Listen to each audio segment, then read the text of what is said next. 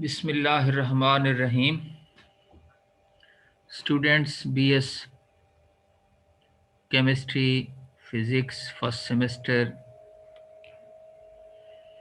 Inorganic chemistry में आज का हमारा टॉपिक है बफर्स या बफर सॉल्यूशन।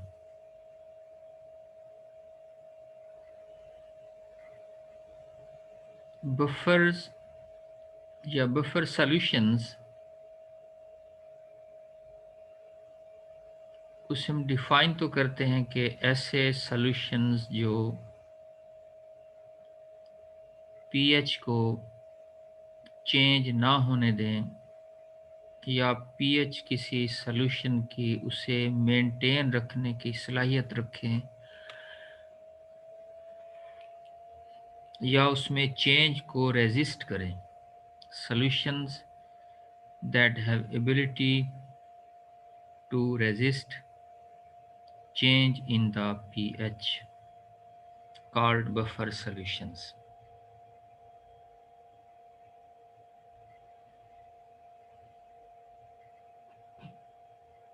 अच्छा देखें, बफर सॉल्यूशन जो हैं इसकी ज़रूरत क्यों महसूस होती है, क्यों ये ज़रूरी है।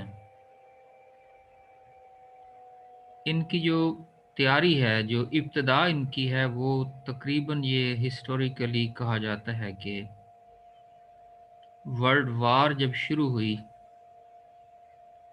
तो उस वक्त फ़ौजियों के लिए जो खाना भेजा जाता था, काफ़ी ज़्यादा मिकदार में उसे तैयार करके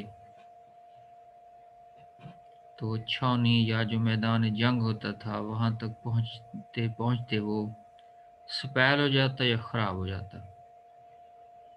अब डेली तो वहाँ उसे पहुँचाना मुमकिन नहीं होता था, इसीलिए 2-2, 3-3 दिन का खाना, 5 दिन का, हफ्ते का एक साथ भेज दिया जाता जो ख़राब हो जाता, जिससे उन सोल्जर्स की, फ़ौजियों की सेहत जो थी वो बहुत ज़्यादा मुतासिर हुई। फिर ये सोचा गया एक ऐसी चीज़ तैयार की जाए जो इसको स्पैल होने से बचाए।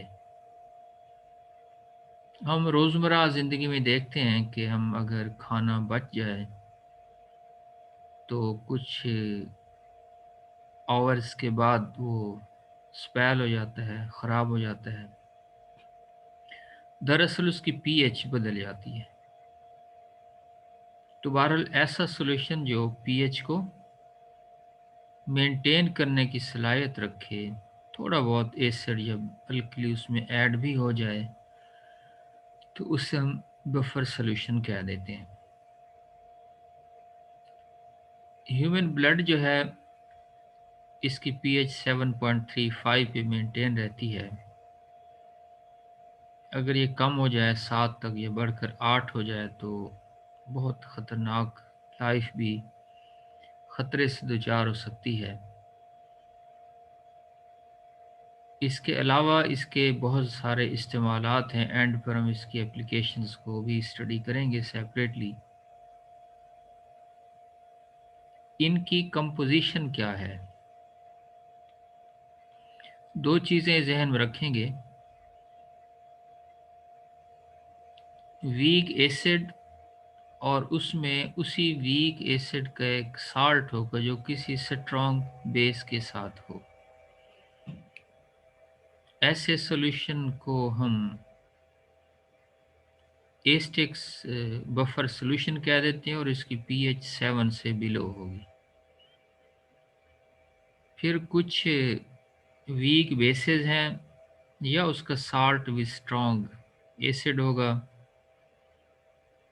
तो ये बेसिक बफर सॉल्यूशंस कहलाते हैं। पीएच इनकी 7 से ज़्यादा होगी। देखें, जैसे मैंने दो एग्जांपल्स दी हैं, अगर एक वीक बेस है जैसे सोडियम बाइकार्बोनेट है और कार्बनिक एसिड है उसके साथ, और सोडियम डाइहाइड्रोजन फॉस्फेट और फास्फोरिक एसिड है, तो ये बफर सॉल्यूशंस होंगे। एस्टिक एसिड में सोडियम एस्टेट मिला दें, ये बफर सॉल्यूशन होगा। इसी तरह अमोनियम हाइड्रोक्साइड है, उसमें अमोनियम क्लोराइड मिक्स कर दें, ये एक बफर सॉल्यूशन होगा। अब देखना यह है कि ये वर्क कैसे करते हैं। फॉर एग्जांपल, एक बफर सॉल्यूशन है जिसमें सोडियम बाइकार्बोनेट और कार्बोनिक एसिड है। इसमें अब थोड़ा सा एसिड मिलाते हैं तो ये बाइकार्बोनेट और सोडियम क्लोराइड बना देगा। HCl, which is a strong acid and is expected to raise the hydrogen ion concentration, reacts with the base to give H2CO3, a weak acid due to the incomplete dissociation, and a neutral salt NaCl, with the result that provided HCl is not added in a very large amount, there would be only little change in the original pH of the buffer solution। यानी इससे क्या होगा कि H ion की concentration नहीं बढ़ेगी, जिससे pH नहीं बदलेगी। इसी तरह अगर इसमें आप थोड़ी सी बेस मिला देंगे तो ये भी उसे बाइकार्बोनेट में और पानी में बदल देगी। बाइकार्बोनेट जो है वीकर बेस है सोडियम हाइड्रोक्साइड की निस्बत, तो इससे भी पीएच के अंदर कोई ख़ास चेंज नहीं होगा।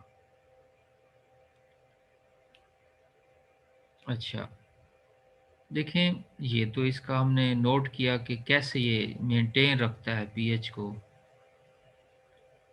अब किसी बफर सॉल्यूशन की पीएच को अगर हमने कैलकुलेट करना हो तो हम हेंडरसन हेज़लबैक इक्वेशन डिराइव करते हैं। मसलन ये एक एसिड एसीटेट है, ये आयोनाइज होगा एसीटेट और एच आयन में, यानी एसिड एसीटेट बफर है, यानी एसिटिक एसिड है ये। तो इसका के ए किसके बराबर होगा? एच आयन, यानी प्रोडक्ट डिवाइडेड बाई रिएक्टेंट, सीधी सी बात है। और एच आयन किसके बराबर होगा? K a, this one.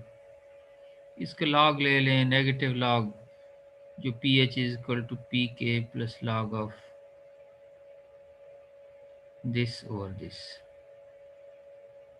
इसे अब साल्ट और एसिड कह देते हैं। अब देखना, ये तो एसिड हो गया, और ओ ए सी को हम साल्ट कह रहे हैं। इसमें जो साल्ट होगा उसकी कंसंट्रेशन जो है वो डिसोसिएशन के बाद जो उसका नेगेटिव आयन बनेगा और उनकी कंसंट्रेशन बराबर रहेगी।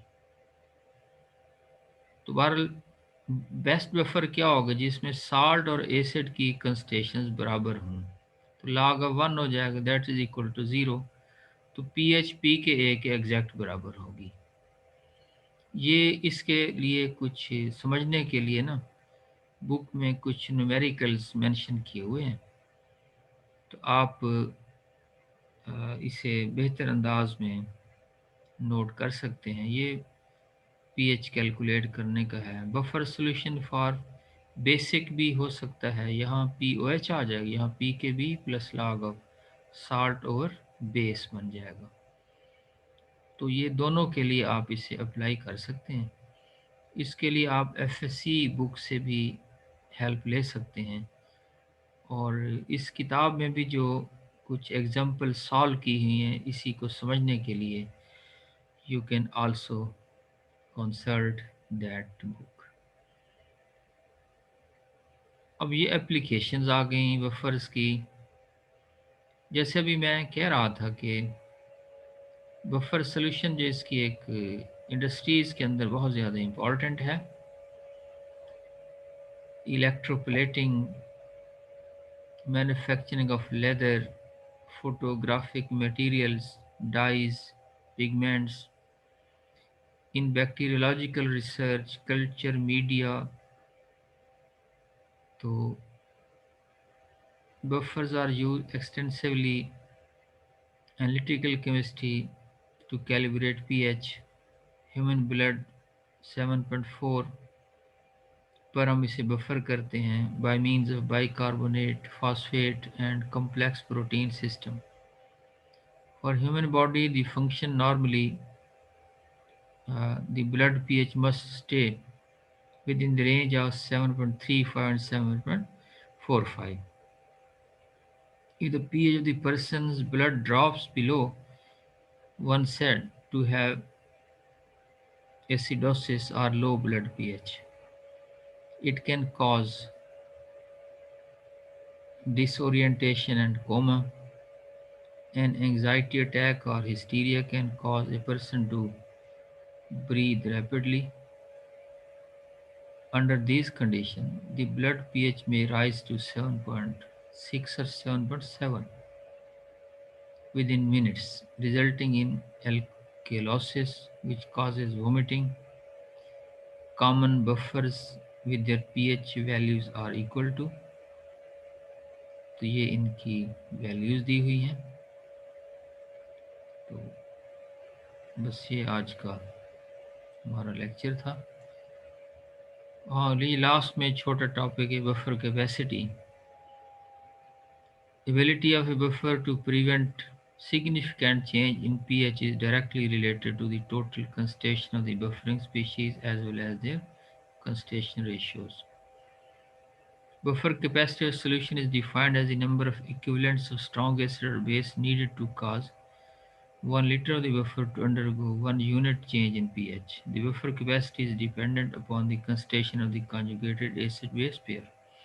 ये भी आप अगर FSC वाले उससे नोट करें, थोड़ी सी उसकी मैं आपको वजाहत कर देता हूँ कि अगर पानी में आप 0.01 मोलर सोडियम हाइड्रोक्साइड ऐड करते हैं तो उससे उसकी पीएच पानी की यानी 7 से 12 तक चली जाती है, यानी इतना चेंज हो गया। अगर बफर सोल्यूशन में आप उतनी ही मिकदार सोडियम हाइड्रोक्साइड की ऐड कर देते हैं तो उससे पीएच में जो चेंज है वो जस्ट 0.01 के बराबर होगी, जो 0.09 के तकरीबन गालिबन बराबर होगी। यानी अगर आप सिर्फ प्योर वाटर में वही मिकदार सोडियम हाइड्रोक्साइड डालते हैं तो पीएच 7 से 12 5 यूनिट बढ़ गई। लेकिन अगर आप उसे बफर सोल्यूशन में उतनी मिकदार NaOH मिलाते हैं तो उससे उसकी पीएच में चेंज जस्ट 0.09 के बराबर होगा।